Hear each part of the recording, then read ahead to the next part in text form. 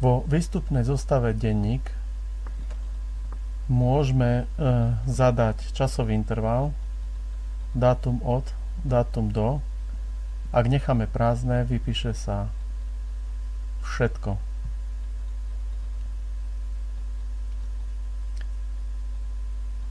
Pravým tlačítkom na myške sa zobrazí menu.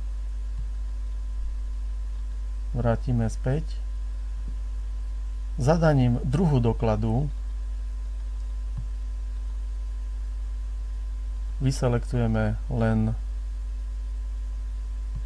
napríklad pokladničné doklady.